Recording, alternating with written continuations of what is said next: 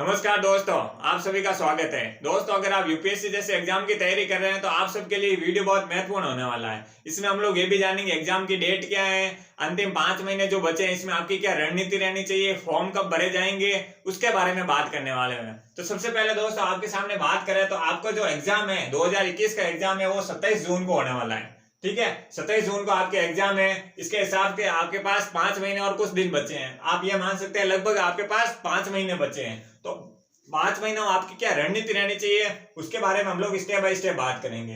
ये तो बात हो गई एग्जाम की। इसमें अगर नोटिफिकेशन की बात करें तो दोस्तों आपका जो नोटिफिकेशन है 10 फरवरी के आसपास आने वाला है। ठीक है, 10 फरवरी का अगर नोटिफिकेशन आता है तो आपके लगभग 1 मंथ तक जो फॉर्म का प्रोसेस रहेगा वो रहेगा। उसके बारे में जैसे अपडेट आएगी उसके बारे में बात कर लेंगे। तो फिलहाल बात करते हैं आपके अंतिम 5 महीने, जो आपके पास कितने टाइम बचा है, 5 मंथ।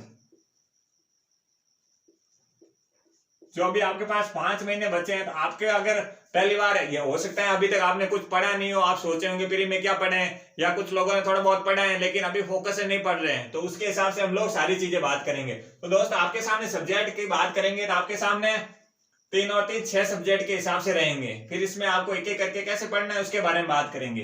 तो दोस्तों आगे आपके पास अगर 5 महीने हैं तो 5 महीनों में दोस्तों आपको ये भी ध्यान रखना है कि ये तो जीएस का पेपर हो गया, साथ में सीसेट भी है, ध्यान रखना दोस्तों।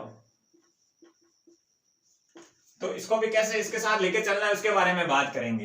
तो अगर दोस्तों बात करें पॉलिटी की, सबसे पहले अपन लोग पॉलिटी को ले लेते हैं। आपके पास अगर 5 महीने हैं तो 5 महीनों में आपकी पॉलिटी को कैसे टैकल करना है, तो आप है ना शुरुआती 3 महीने जो मतलब 5 में से 3 महीने में आपको क्या चीज पर फोकस देना है, जो सब्जेक्ट्स का कोर एरिया है।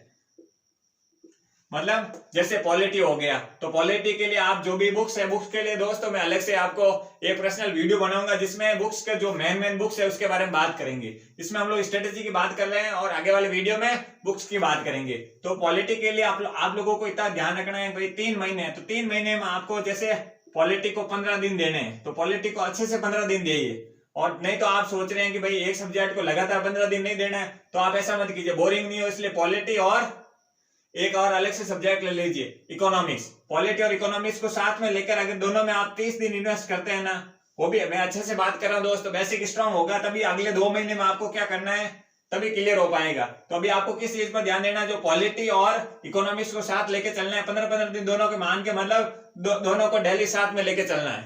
ठीक है, तो दोनों के साथ में लेके चलेंगे तो 30 दिन में तो पॉलिटी और इकोनॉमिक्स खत्म हो गई। ठीक है, उसके बाद अगर बात करें दोस्तों बुक्स की, मैंने आपको पहले बताया, आपको अलग से मैं बताऊंगा एक वीडियो में।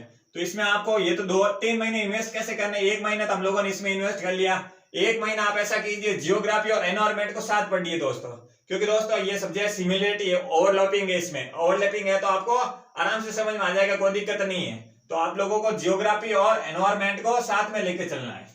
तो आपके यहाँ पर 1 मंथ ये हो गया पॉलिटी और जियोग्राफी के लिए, दूसरा मंथ हो गया आपके जियोग्राफी और एनवायरमेंट के लिए, और तीसरे मंथ में आपको किस चीज पर ध्यान देना है, हिस्ट्री। और हिस्ट्री में आपके 3 पार्ट होंगे, एंशिएंट हिस्ट्री, मिडिवल हिस्ट्री और मॉडर्न हिस्ट्री। जो प्राचीन और मध्यकालीन और आधुनिक काल के भारत की बात करें तो इसमें आप लोगों को थोड़ा टाइम देना पड़ेगा। इसमें दोस्तों आर्ट एंड कल्चर का पोर्शन भी है, तो ध्यान रखना।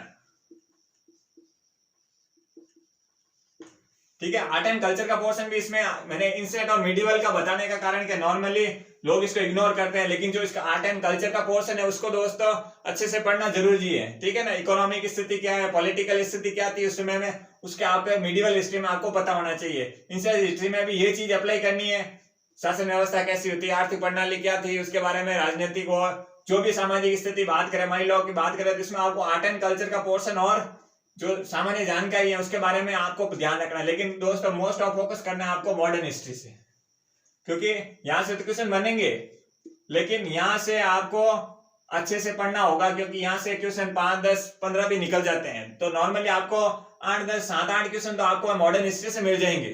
तो इसको तो बहुत अच्छे से करना है। जो 80-85 के बाद का जो सेशन है उसको तो बहुत अच्छे से पढ़ना होगा। उससे पहले अगर जो 70-65 के आसपास से 80-85 के बीच का है उसको अगर आप ठीक ठाक लेके भी चलेंगे, और कोर फोकस करना है 80-85 के बाद का जो, और 90-47 के बीच में जो टाइम पीरियड रहा है गांधी काल, ठीक है, उसमें आप लोगों को पूरा ध्यान देना है। तो यहाँ पर ये मॉडर्न हिस्ट्री की बात होगी। और यहाँ पर मिडिवल हिस्ट्री में दोस्तों आपको कोई राजा महाराजा को इतना ध्यान से पढ़ने की जरूरत नहीं है। आपको 2-3 चीजों पर ध्यान देना है। किस किस पर? एक तो आपको इकोनॉमी की स्थिति क्या थी, पॉलिटिकल में क्या क्या किसका रोल था, क्या किसी प्रकार की प्रणाली स्टार्ट हुई, या सोशल स्थिति जो महिलाओं की है तो उसमें कोई किसी प्रकार की प्रथाओं का होना, उसके बारे में आप लोगों को थोड़ा बहुत पता होना चाहिए। बाकी मिडिवल हिस्ट्री में पूरा डिटेल में ना जाके एनसीईआरटी को बुक्स का जो मेन बुक्स है उसके बारे में बात करेंगे। अभी आपको एनसीईआरटी के अंदर जो आर्ट एंड कल्चर का पोर्शन दे रखा है दोस्तों उसके बारे में मैं बॉस नीतीश सिंघानिया की बात नहीं कर रहा हूँ, ठीक है ना।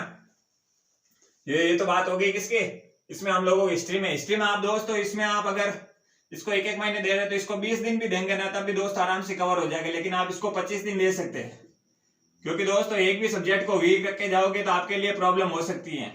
ये 2020 वाले पेपर में सबको पता है किसके साथ क्या हुआ, क्योंकि इस वाले पोर्शन में 2020 में क्या हुआ, 2020 में जो हिस्ट्री का सेक्शन था ये वाला सेक्शन, इसमें भी ये वाला, ठीक है ना, मिडिवल और ना एंशिएंट हिस्ट्री के आसपास का जो मिडिवल पोर्शन था इसमें बहुत सारे फैक्चुअल क्वेश्चन दे दिए थे, इसलिए आपको दिक्कत हो सकती है। इसलिए आपको ये तो ध्यान रखना है कि किसी भी सब्जेक्ट को वीक और स्ट्रॉन्ग में मान के सबको एवरेज मान के चलना है।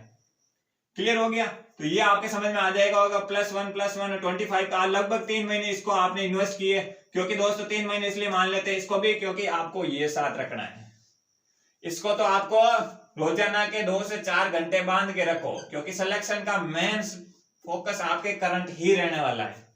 आपकी ये बेसिक अंडरस्टैंडिंग के लिए सारी चीजें काम आएगी, लेकिन जो मेन इश्यू होगा वो होगा करंट का खेल। अगर आप विजन की मैगजीन फॉलो कर रहे हैं या दृष्टि की कर रहे हैं या बाजीराव की कर रहे हैं या इनसाइड ऑन इंडिया की कर रहे हैं, किसी के भी करें, लेकिन अपना जो डेली का शेड्यूल है किसका, करंट पढ़ने का, उसको हमेशा साथ रखें। क्योंकि दोस्तों इस बार वाले में काफी लोग ओनली जो मंथली मैगजीन है उस पर रिलाई कर लिया था, उसमें से मैं भी एक हूं, तो यहाँ पर एक गलतियां हुई है। बट आप लोगों को ध्यान ये रखना है जो करंट का पोर्शन है इसमें आप एक मैगजीन को फॉलो, ओनली मैगजीन पर डिपेंड ना होकर, जो मैगजीन तो पढ़ लो, चलो अच्छी बात है, मैगजीन को 2 मैगजीन कर लो,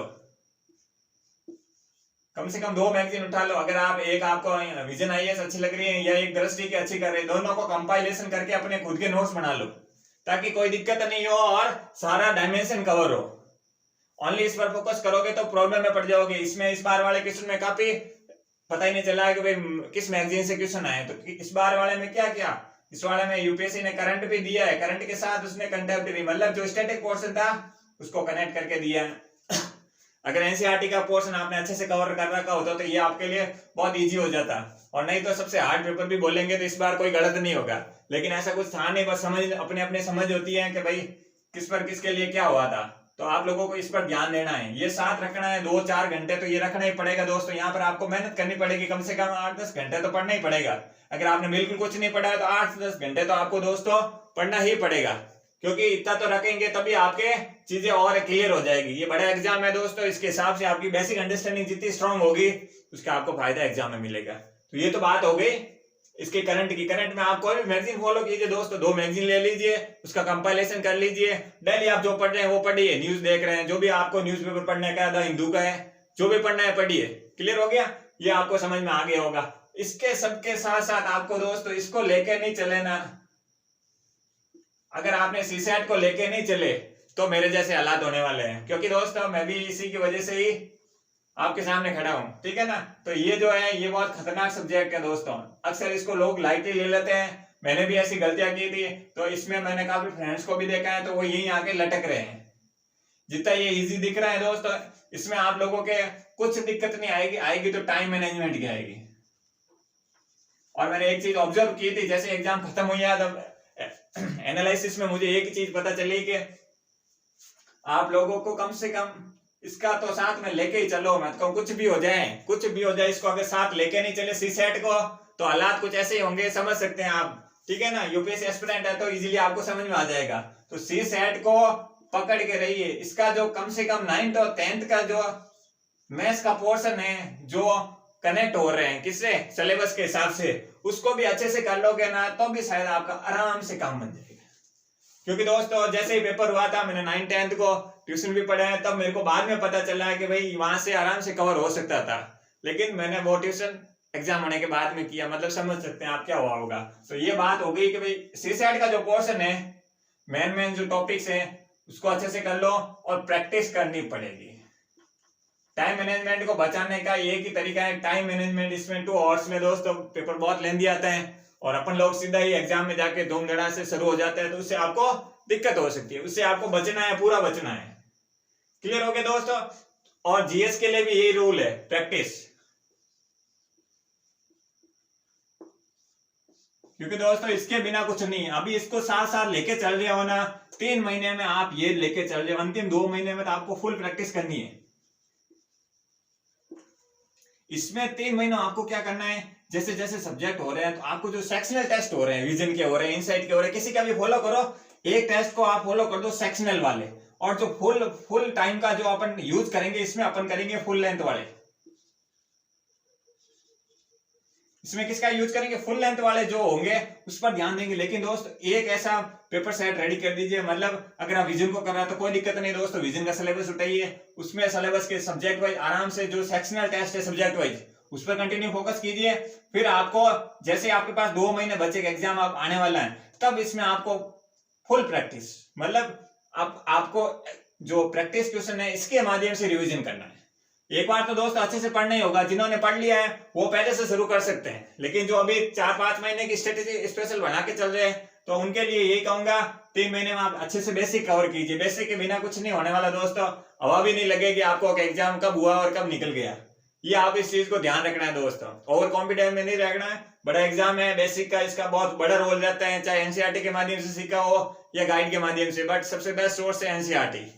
इस चीज का आपको ध्यान रखना है। तो ये तो आपको समझ में आ गया होगा आपके क्या मेन, तो आपको सबको मैंने आप बताया है प्रैक्टिस।